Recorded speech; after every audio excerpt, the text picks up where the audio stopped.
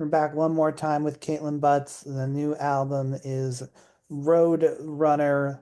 Um, just at the end of my shows, let me throw in one more thing first. Eat your weight in rattlesnakes. Yeah, Have you eaten a rattlesnake? I haven't, but Roadrunners eat.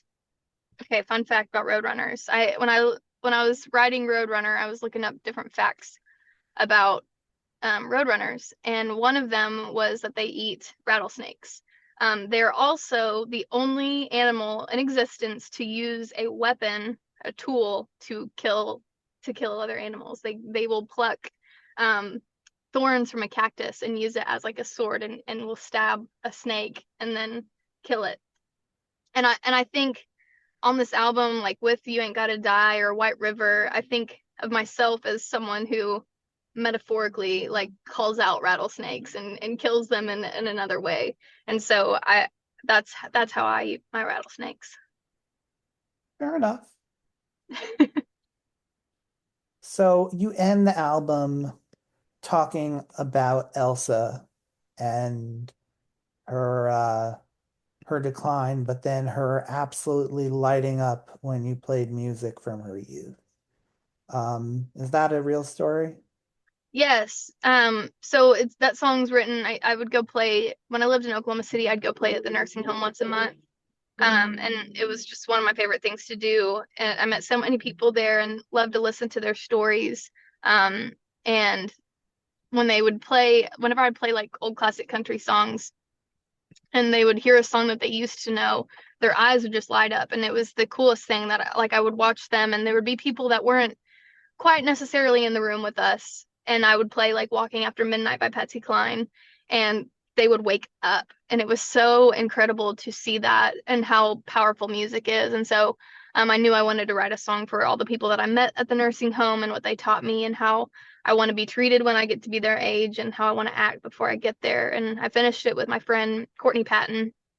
And it's such a deeply personal song and truthful song, and I knew that I could count on her to help me finish it. Um, it's just about all of them and kind of the meaning of life. And how's that work as a closer to Oklahoma? So there's a scene with Aunt Eller at the very end of the movie where Aunt Eller sits Lori down and says that there are a lot of things that um, you have to deal with as a woman. Um, and you got lots of good things, lots of bad things. You got to say, well, all right to all of them. And she says, there's a lot of to be scared of, being alone in your old age. And she goes on to talk about more, but you just have to go on and be. And that was the message behind the whole thing. And so that was the moment that was whenever I saw that scene, that was like I have to tie that to Elsa. That's where that song belongs in the movie for me. And so, because that's what she's saying is what I'm saying in the song. And so, um, yeah, that's where it belongs.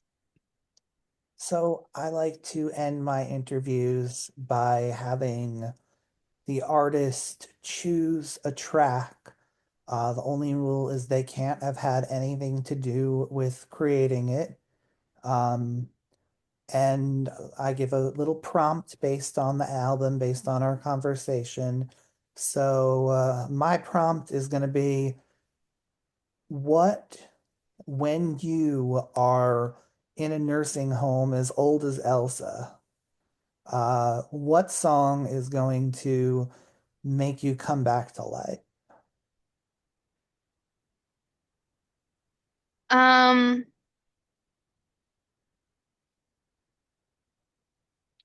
I'm gonna say Sin Wagon by the Chicks. All right. Yep, that's the Caitlin one. Butts, thanks so much for coming on. Thank you.